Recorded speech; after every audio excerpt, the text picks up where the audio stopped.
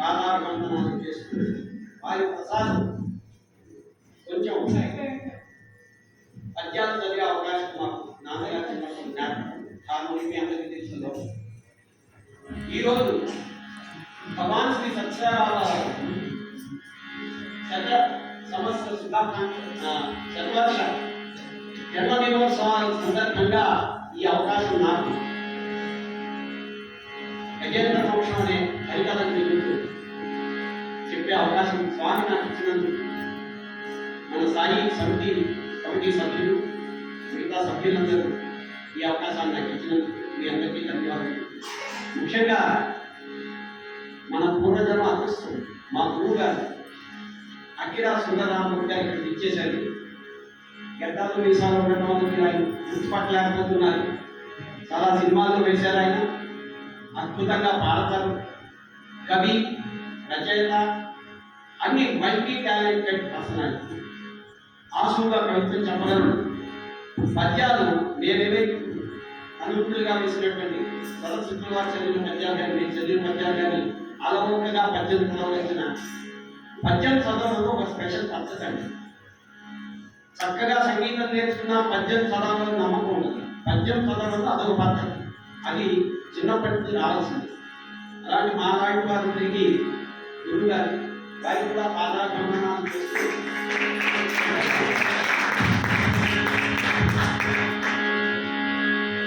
ఈరోజు గజేంద్ర మోక్షం అనేటటువంటి హరికథ పద్ధతిలో చెప్తున్నాను. ఇది రాసినటువంటి హరికథ కాదు. మీ అందరికీ తెలుసు నేను ఉద్యోగస్తుంది. కానీ గజేంద్ర మోక్షం పద్యాలు బాగా చదువుతూ ఉండడం వల్ల అనుకోకుండా ఒక హాఫ్ అన్ అవర్ టైం దొరికింది. ఏదైనా చేయనటువంటి హరికథ చెప్పాలని ఉద్దేశం ప్రారంభిస్తున్నాను.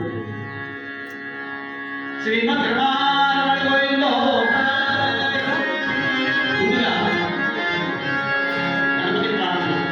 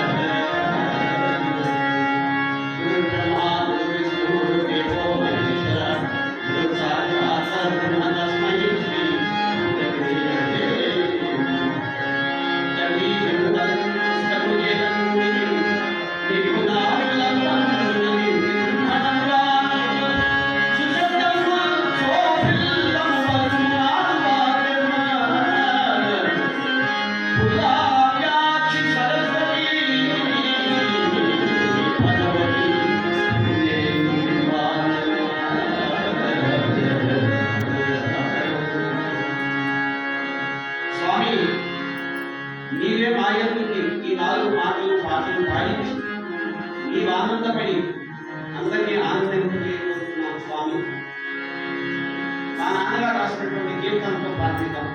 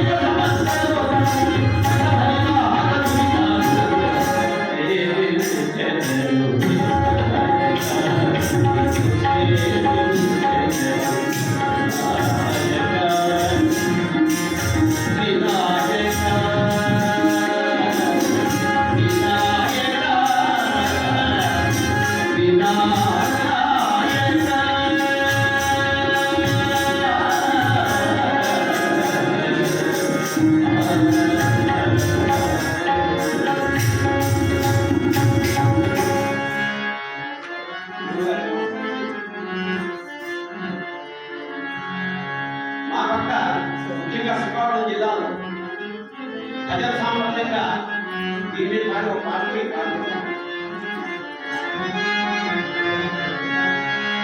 ఎందుకోయే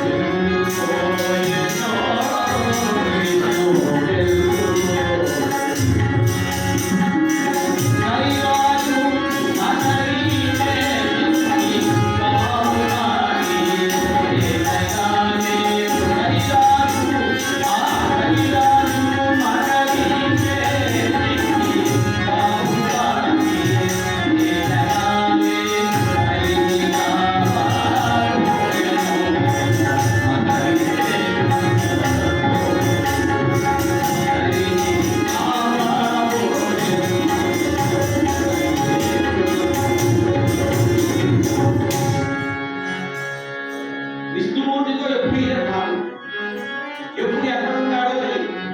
నాహం వసామి వైకుంఠే యోగినాం హృదయేన మద్భక్తాయ తత్తిష్టామి. అమ్మవారి కాలం చిక్కండి. ఈయన ఎక్కడ ఉన్నాడో ఎప్పుడు చెప్పలేదు. ఇప్పుడు ఇక్కడ ఉంటే ఎక్కడ ఉంటాడో తెలియదు. ఏ భక్తుడికి ఆపద వచ్చినా అక్కడ వెళ్ళిపోతాడు. ఈ కథలో వ్యాసుల వారు రాసింది బోధన అద్భుతంగా చిత్రీకరించారు. అసలు తెలుగువాడి అదృష్టం. బోధన లాంటి మహాభక్తుడు కవి. తెలుగు భాషలోనే పద్యం ఉందండి, మరో భాషలో పద్యం లేదు.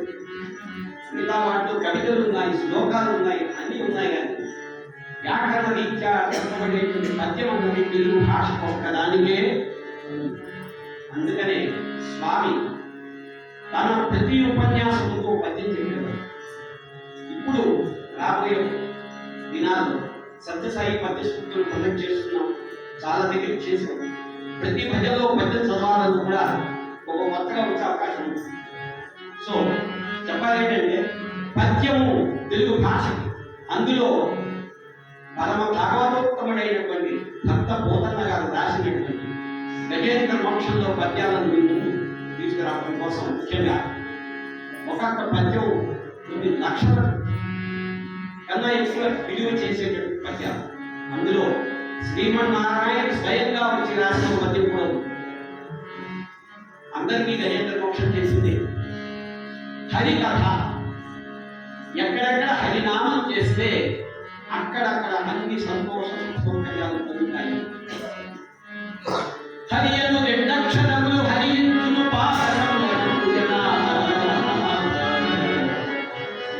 అలాంటి హరికథ. అసలు ఎన్నో రకాల చింతలు చిక్కులు ప్రాబ్లమ్స్ ఉన్న వాళ్ళలో పూర్వకాలంలో గజేంద్ర మోక్షం అనేటువంటి హరికథ చెప్పిస్తే ఆ కష్టాలని తిరుగుతాయని భాగవతంలో రాశారు. మన వారు పెళ్లి కాని పిల్లలు ఉంటే, ఇంట్లో కన్య ఉంటే, అమ్మాయి వివాహం జరగాలి అంటే పార్వతీ కళ్యాణం సీతా కళ్యాణం, రాధా కళ్యాణం ఏ రకంగా చేస్తాము. ఎన్నో రకాల ప్రాబ్లమ్స్ ఉన్న వాళ్ళు ఈ హరికథను, ముఖ్యంగా గజేంద్ర మోక్షం అనేటువంటి హరికథను చెప్పిస్తే చెప్పినా విన్నా తలుచుకున్నా వారందరికీ మోక్షం కలుగుతుంది అని వ్యాసుడు రాసిన దాన్ని భాగవతంలో పోతన గారు కూడా చెప్పారు. ఈ హరికథని రెండు విషయాలు అంటే ఈ కథని రెండుగా చెప్పుకోవచ్చు. పౌరాణికంగా మనకందరికీ తెలిసిందే గజేంద్రుడు అనే ఏనుగు రాదు తన భార్యాబిడ్డలతో త్రికూట పర్వతం అనే పర్వతం మీద, పాల సముద్రం నుంచి పుట్టిందట త్రికూట పర్వతం అంటే 3 శిఖరాలు బంగారం వెండి రాగి ఇలా కనిపించారు. ఎవరైనా బదిలీ మీద వెళ్తే ఒకే పర్వతం 3 రంగుల్లో కనిపిస్తుంది. ఉదయాన్నే ఒక రంగు, మధ్యాహ్నం ఒకటి, సాయంత్రం ఒకటి. ఈ త్రికూట పర్వతంలో అత్యద్భుతంగా ఇప్పటిలాగా కాలుష్యం లేదు కదా, రకరకాల వన్యజీవులు, ఎన్నో చందన వృక్షాలు, ఎన్నో పక్షులు అన్ని చక్కగా కలకలాడుతున్న ఆ ప్రదేశంలో గజేంద్రుడు అనే రాజు అంటే ఏనుగు చక్కగా తన సంసారంతో అందరితో భార్యాబిడ్డలతో ఆనందంగా తిరుగుతూ దాహార్తి ఒక కొలంలో మంచినీళ్ళు తాగిన వాడు ఊరుకోకుండా కొంచెం ఆ పొలం ఎక్కువ డిస్టర్బ్ చేసిన కారణంగా చిక్కుల్లో పడ్డాడు. చిక్కుల్లో పడి భగవంతుడికి ఆత్మ నివేదన చేశాడు. ఆత్మ నివేదన చేసిన వెంటనే భగవంతుడు వచ్చి మొసలిని ఖండించి గజరాజును రక్షించాడు. ఇది కథ. పౌరాణికంగా, ఆధ్యాత్మికంగా ఆ గజేంద్రుడే మన అందరూ. ప్రతి ప్రాణి గజేంద్రుడే. మన అందరూ గజేంద్రుడు. ఎప్పుడు ఏ ప్రాబ్లం వస్తుందో మనకు తెలియదు. ఇలాంటి మనం ఆ పొలనే సంసారం అనే సాగరంలో ఎప్పుడు మునిగి తేలుతూనే ఉంటాం. అందులో మాయ అనే మొసలి మన కాలు పడుతున్న కిందకు లాగుతూనే ఉంటుంది. దాని నుంచి బయటపడాలంటే ఒక్కటే మార్గం, శరణాగతి. భగవన్ నామము తప్ప మరొక మార్గం లేదని పెద్దలు చెప్పారు. అంటే పౌరాణికంగా అలాగే ఆధ్యాత్మికంగా ఎప్పుడూ జీవుడు భగవంతుని మీద ధ్యాస ఉంచుకొని పనిచేసుకుంటూ ఉంటాడు. అందుకే స్వామి హాత్యకాం ముమేరా, భగవంతుడు నామం చేస్తూ పనిచేయండి స్వామి ఎన్నోసార్లు మనం చేయండి. ఇక్కడి నుంచి కథ ప్రారంభిస్తే ముఖ్యంగా కథ అందరికీ తెలిసిన పద్యాలు, రకరకాల రాగాలు మీ అందరి ముందుకు రావాలని. ఇప్పుడు చూసారా ఒక పాట పాడారు, మిత్రులతో సహా ఉన్న పాట ఎలా ఉంటుంది. మనకి బయట బోర్డులు కనిపిస్తాయి, ఆంధ్ర వాళ్ళ రుచులు, తెలంగాణ రుచులు, రాయలసీమ రుచులు. అలాగా మన తెలుగు భాషలో పద్యాలు, రకరకాల పాటలు, దండకాలు, అష్టకాలు ఎంతో ఉంటాయి. మా తరంతోనే ఇంచుమించుగా ఇవన్నీ నశించిపోయేమో. ఇప్పుడు చిన్నపిల్లలకి మా మనవలకు కూడా ఇవి తెలియదు. అయితే మనందరం ఎంతో పూర్వజన్మ అదృష్టం వల్ల స్వామి దీనిలో వచ్చే కానీ బాలలు కాస్త ఇవాటి కూడా పద్యాలు నేర్పుతున్నారు, పాటలు నేర్పుతున్నారు.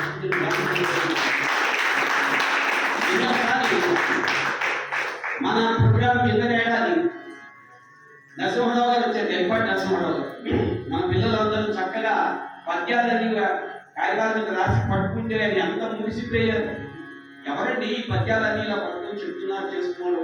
ఎవరు? స్వామి సత్యసాయిబాబా గారి చెప్పారండి. అంటే మా పిల్లలు చాలా చదివిస్తున్నాం, కోర్సులు ఉందని చెప్పారు. అలాంటి పద్య రాజాలు ఇందులో ఉన్నాయి. మొట్టమొదట గజేంద్రుడు హాయిగా ఆడుకుంటూ పాడుకుంటూ దాహార్తి పొలంలో దిగాడు. ముందరగా చెప్పడానికి సరిపోతుంది కాబట్టి సంక్షిప్తంగా పొలంలో దిగి మంచినీళ్ళు తాగి బాగా పొలమంతా అలా పొలంలో చేస్తే ఎక్కడో మూల పడుకొని ఉంది మొసలి. ఆ మొసలు ఎవడరా ఇంత శాంతంగా ఉన్నాను, మేమున్న పొలంలో ఇంత బాటంగా చేయగలిగిన వాడు వచ్చి మొసలి కాదు అనుకుంటున్నాడు గజేంద్రుడు. అసలు హాయిగా నా భార్య బిడ్డలతో చల్లగా మంచి చందనం చెట్టు నీడని పట్టుకోకుండా ఈ నాకు దాహం వేయలేదు. దాహం వేస్తే ఈ పొలంలో వచ్చి చల్లని మంచినీళ్ళు తాగిపోవాల్సిందే. మంచినీళ్ళు తాగి ఇందులో దిగి నేను వాతాలు చేయడమే. దీన్ని అల్లకల్లోలం చేసే బుద్ధి నాకెందుకు పుట్టింది పో. వీడు నా కాలు పట్టుకోవడలేదు. మొసలు అలాంటి సార్ మొసలి కాదు, ఇలాంటి గజేంద్రుడు కాదు. బాగా బలిష్టంగా ఉన్న గజేంద్రుడు మొసలితో యుద్ధం ఇచ్చేసి ఇచ్చేసి ఇచ్చేసి ఎన్ని చేతులు 100,000 సంవత్సరాలు మొసలితో యుద్ధం చేసిన తరువాత కూడా తన బలంతో గెలవలేను అన్నప్పుడు భగవంతుడు గుర్తొచ్చాడు. ఎందుకంటే ఈ గజేంద్రుడు పూర్వ జన్మలో ఇంద్రజమునుడు అనేటువంటి రాజు చక్కగా తపస్సు చేసుకుంటుంటే అగస్త్య మహాముని ఆయన ముందుకు వస్తే కనీసం ఆయన పలకరించలేదు, ఆయన్ని సేవించలేదు, ఆయన కోపం వచ్చి శాపించాడు. నువ్వు భక్తుడే కానీ ఇంటికి వచ్చిన అతిథిని గుర్తించలేని వాడు కదా, అందుకని నీకు శాపం ఇస్తున్నాను గజేంద్రుడుగా. స్వామి ఇంకేమిటి నాకు ఈ శాపం అంటే నీకు శాపం అవడమవుతుంది. ఎవరికి కనిపించని భగవంతుడు నీకు కనిపించి నీకు రక్షణ ఇస్తాడు, కానీ నువ్వు చేసిన చిన్న తప్పుకి ఈ శాపం సమస్య. అందువల్ల ఎప్పుడైతే 1000 సంవత్సరాలు తన బలంతో దీనిని నేను జయించలేదు, ఈ మాయ నుంచి బయటపడలేదని తెలిసిందో స్వామికి శరణాగతి చేయడం ప్రారంభించాడు. అప్పుడు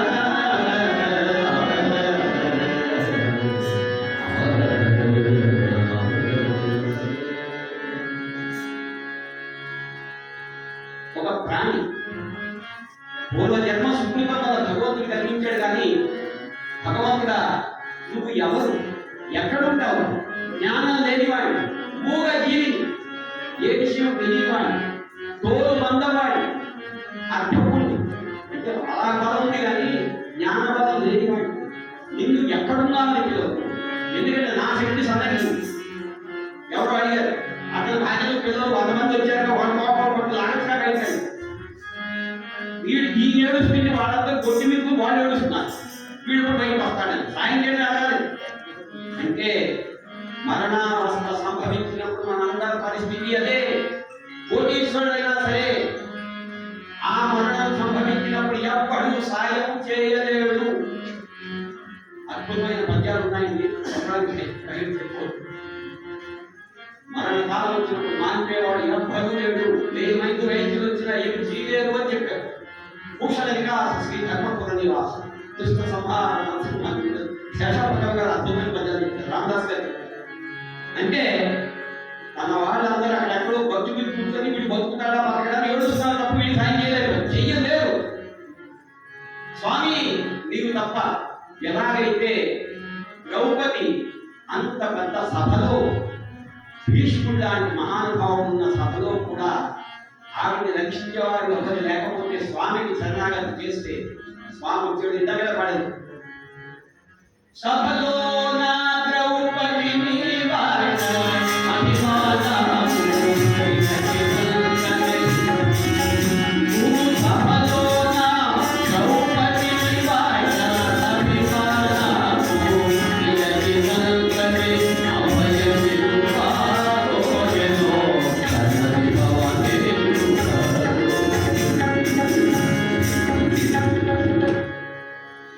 ద్రౌపదీదేవి అభిగపడడం కోసం ఎక్కడున్నవాడో వచ్చేసాడు. అలాగే గజేంద్రుడు స్వామి నువ్వు ఎవరు, ఏమని పిలవను, ఏ పేరుతో పిలవను అని చింతిస్తున్నాడు. భక్తులందరికీ కష్టం వస్తే నమ్మకం కూడా పోతున్నాడు. మనందరం ఇంటికి 50 సంవత్సరాలే స్వామి దగ్గరికి ఎక్కుతున్నాడు. మన కష్టం వచ్చి స్వామి రక్షించు అంటే వెంటనే రాలేదనుకోండి, నేను నిజంగానే స్వామిని నమ్ముతున్నాను, ఈయన భగవంతుడా కాడా, వస్తుందా రాదా, ఇలాగ ప్రతి వాడికి ఇదే. ఆఖరికి మన బుద్ధి కొంచెం అటు ఇటు అయి ఉన్నాడా లేదా స్వామి అనేటట్టు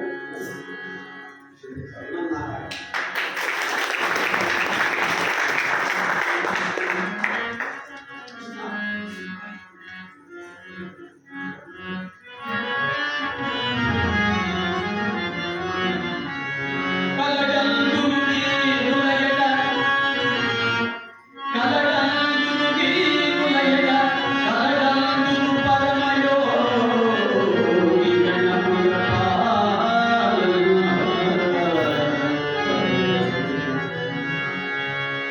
పరమయోగి గణముల సాధన కలడలు కలడందును అన్ని దిశలమా కలడు కలడు కలడ నడివా కలడు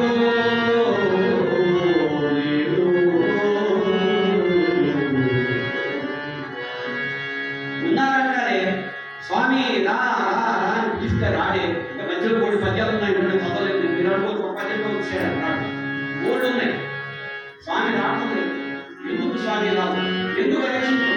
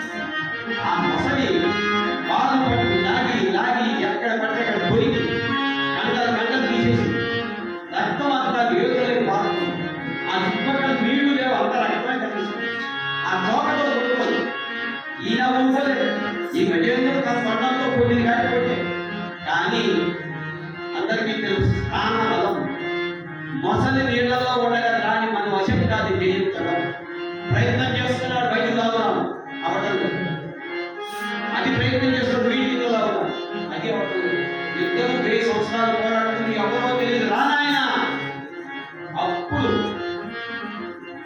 ఈ మధ్య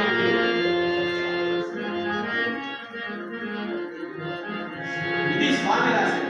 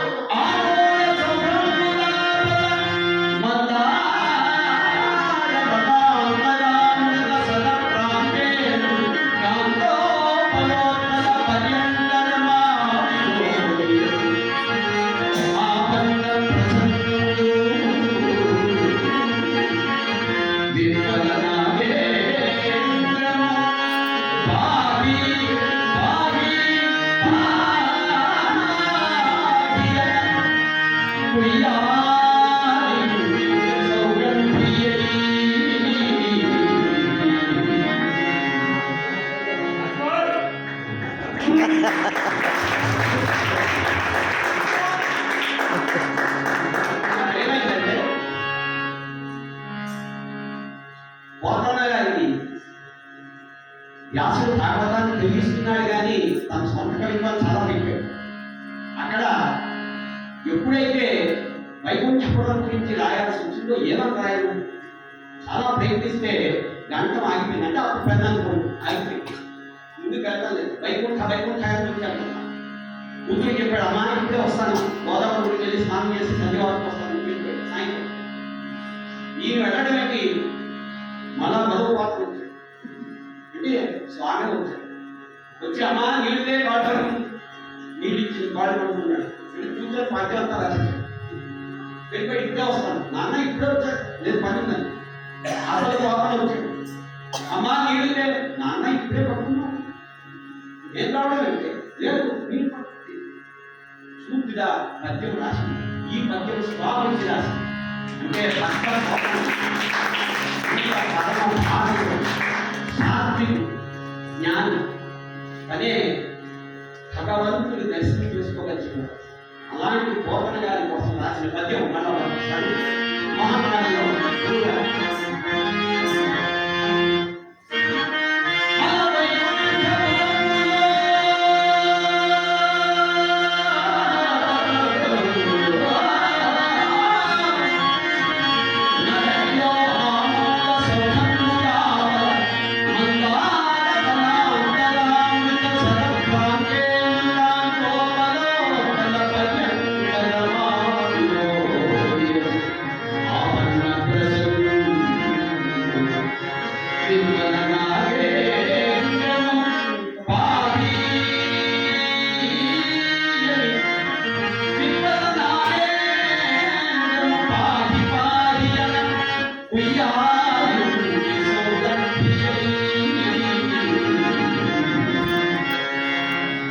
వైకుంఠపురంలో నగరంలో పెద్ద మరి స్వామి చిన్నవాడ చక్రవర్తి, అందరికీ చక్రవర్తి, అన్ని ప్రపంచానికి చక్రవర్తి జగన్నాథ సుందర.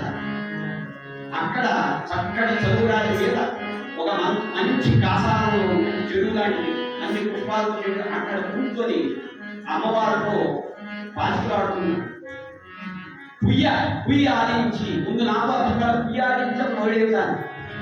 గురుగారు ప్రయత్నం చేస్తారు. ముందు పుయ్య అంటే మనం ప్రాకృతిక భాషలో అది పరుపు నాకు పూసామా పుయ్య ఆడించి ఆ గజేంద్రుడు స్వామి స్వామి అని అరిచాడే, రానాయన రక్షించని ఆ అదుపు విని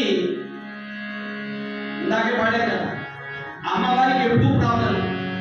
ఈయన ఎక్కడ ఉంటాడో తెలియదు, ఎక్కడ ఫోన్ చేస్తాడో తెలియదు, ఏమి తింటాడో తెలియదు, ఉంటాడో తెలియదు, ఉండదు. అలాంటి మనిషి వెంటనే బయలుదేరిపోయాడు.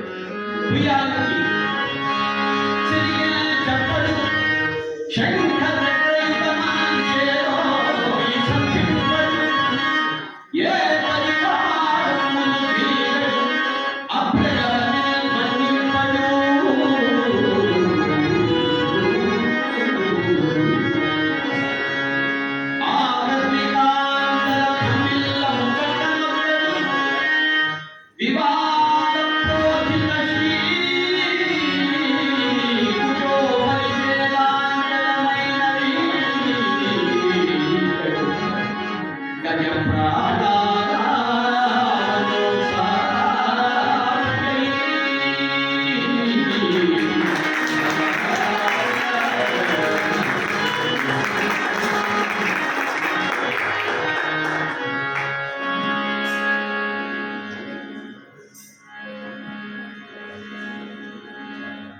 సిరి అంటే అమ్మవారు. సిరి గురించి చెప్పండి. అమ్మవారి సాయంత్రం కాబట్టి శంఖ చక్రయుగం చేదో సంధిస్తాయి. ఎక్కడ వెళ్తున్నాడు? మొసలు తమ్మడానికి వెళ్తున్నాడు, యుద్ధంకి వెళ్తున్నాడు. మరి పట్టుకెళ్ళాలో వద్దా? తెలుగు పెట్టాలి. ఏ పరివారం చేరాడు. అతని ప్రోటోకాల్ కానీ చిన్న మినిస్టర్ వస్తేనే మా ముందు వెనక కాయితే వస్తారు. స్వయం భగవంతుడు వస్తున్నాడు, ఎలా ఉండాలి మరి ప్రోటోకాల్ అనేది లేదు. ఏ పరివారం చేరాడు అభ్యర్థవని ఎప్పుడు మనం కాకపోతే బయటకు వెళ్తాను. ఆయన గట్టి ఆయన పిలవలేదు. అలా ఆయన వచ్చేస్తుంటే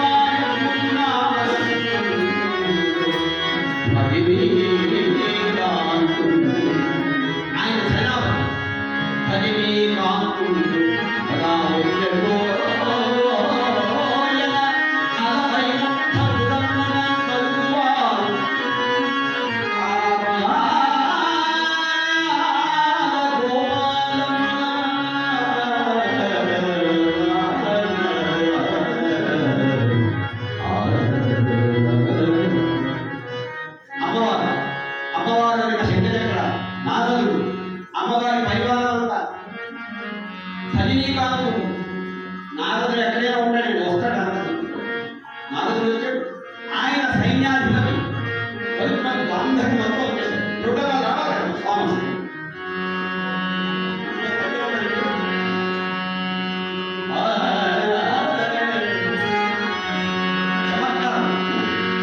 అడిగినని కడు అడిగను అడిగిన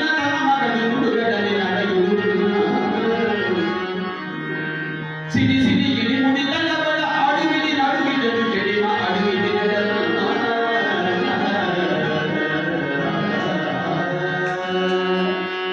అమ్మవారు పద్య రాయాలి. అడుగు వేసుకోని ముందుకు, ఎందుకంటే అయ్యవారు అమ్మవారు ఆడుకుంటున్నారు. ఆడుకుంటున్న సమయంలో ఇక్కడ ఏం పిలిచాడు, పోనీ పిలిస్తే ఇప్పుడే వస్తాను చెప్తాడా అని చెప్పాడు. అమ్మవారి కొంగుని చేసి ఇక్కడి నుంచి తన జుట్టు అంతా ఇక్కడ దాకా వచ్చేసి ఈ కుండలాలో జుట్టు అన్ని మిక్స్ అయితే అవి సర్దుకోలేదు. ఆవిడ పైకి వదలలేదు, నీకు వెళ్ళిపోయింది. ఈ వెళ్ళిపోతున్న మనిషి అని అడిగితే చెప్తాడా అని చెప్పే పద్ధతి ఎప్పుడూ లేదు. ఇప్పటిదాకా చెప్పకండి ఇంటికి కలిసి చూద్దాం. ఎవరో ఒక ఆయన ఆఫీస్లో కూర్చుని ట్రైన్ చేస్తారు. కానీ బండిలో నుంచి, అయ్యా మీ ఇంటికి ఎవరు వచ్చారంటే నాకు తెలియదు. అయితే ఒక పని చేయి, చెప్పులు బయట ఉన్నాయా లోపల ఉన్నాయి చూసినా, చెప్పులు లోపలే ఉన్నాయి. అయితే వాళ్ళవాడు వచ్చేదే, నేను వెళ్ళాల్సింది. అంటే అమ్మవాడిని సంబంధించిన వాడు వస్తే చెప్పులు లోపల ఉన్నాయి, అయ్యో అంటే బయట ఎవరన్నా అలాంటి పని అమ్మా ఇదో సరదా. అప్పుడు అలా కాదుగా, స్వామి వెంటే ఇట్లు వెళ్ళిపోతున్నాడు. అడిగేదనని కడుబడి అడిగిన తన మగడు నుడుగడని నడయుడు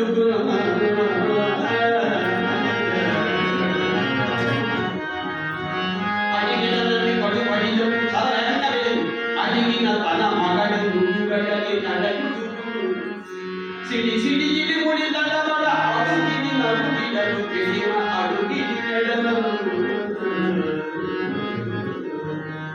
అమ్మవారు చెడిమ అంటారు, అడుగు వేసుకొని వేయలేదు. పద్యం అలా రాసిండే, గడ్డ గడ్డ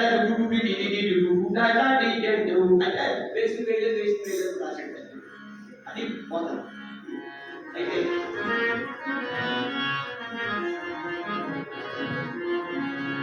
స్వామి ఎలా వచ్చాడు, చదువు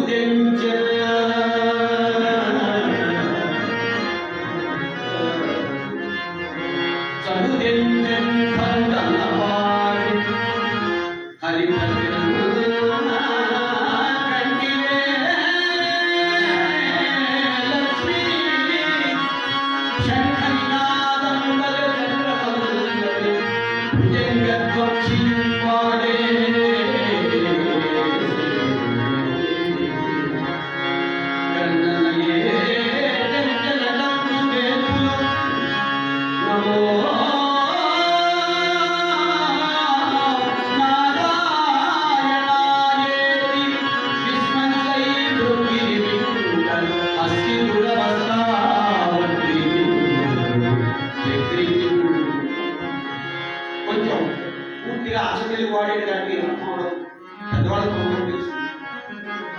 ఆయన ఎలా వచ్చాడు, చదువునే కనుడు అల్లవాడు హరిపద్యం గంభీరే లక్ష్మి. అమ్మవారు వచ్చేసి శంఖ నినాదం, అయ్యవారు వచ్చేస్తుంటే మరి పండుగలు రావాలి కదా, శంఖం వచ్చేస్తుంది.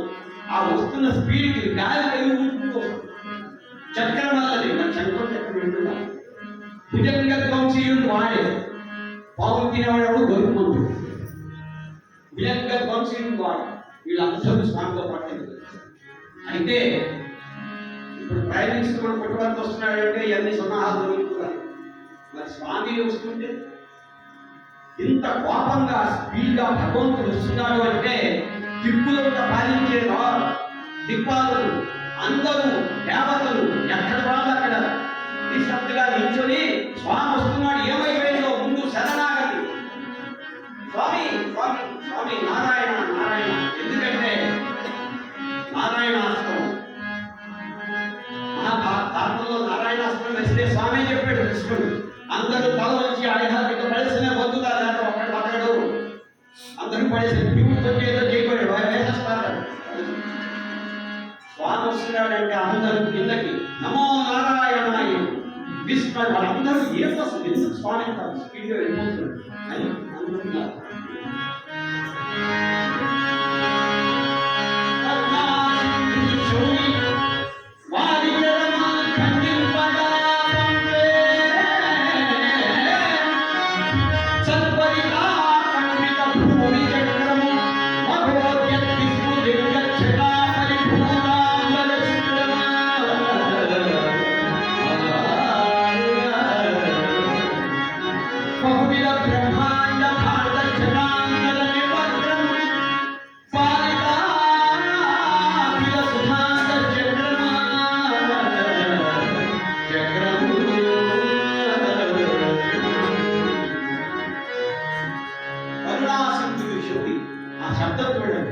చంపాడు మొసలిని చక్రంతో చంపిన కరుణాసింహుడు. ఎందుకంటే 10,000 సంవత్సరాలు మొసలి నీటిలో శాపవశాస్తు అందులో భూము అనేటువంటి గంధము శాపవశాస్తు అందులో ఉంటుంది. ఆయనకు మోక్షం కలిగించడం కూడా వరుడే. అందుకని కరుణాసింహుడు శౌరి విష్ణుమూర్తి భారీ చరము భార్య నీరు చర్మంతో మొసలి దాన్ని ఖండించాడు. ఆ పద్యం చదవడానికి 5 రోజులు పడుతుంది. ఒక సమాసం గురువు గారి పద్యాలు అంతంత నిశ్చంగా ఉంటాయన్నమాట పద్యాలు. ఇప్పుడు వారి తరపు ఖండించి శ్రీమద్ రమణ గోవిందో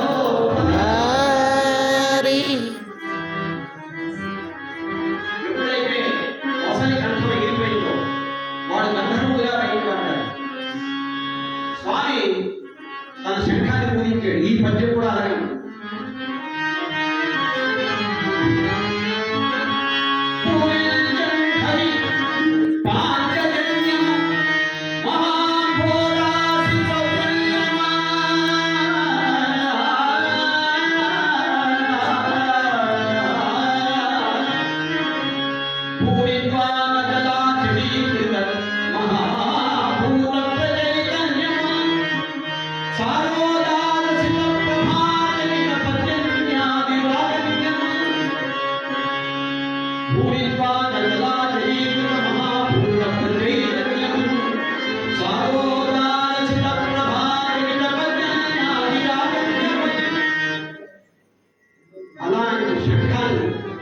స్వామి మనం ఇప్పుడు కూడా చూడండి, పూజ చేసే ముందు శంఖాన్ని ఊపితే చుట్టుపక్కల ఉన్నటువంటి నెగిటివ్ వైబ్రేషన్స్ కానీ పనికిరాని ఏమన్నా ఈ మధ్యనే కరోనా లాంటివి వచ్చాయి, ఇవన్నీ పోతాయి. స్వామి విజయ శంఖం భోగించాడు. ఇక్కడికి గజేంద్రుడు రక్షింపబడ్డాడు. భూపు అనే గంధర్వుడు ముని శాపంతో 10,000 సంవత్సరాలుగా పొలంలో ఉన్నాడు. ఆయన్ని స్వామి రక్షించాడు. వీళ్ళందరూ కలిసి స్వామిని ఏ విధంగా ప్రార్థిస్తున్నారు?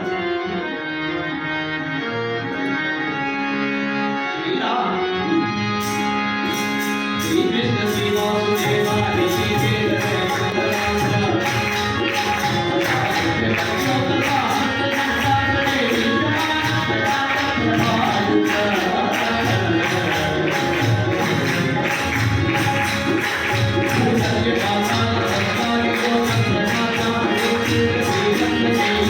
Thank you.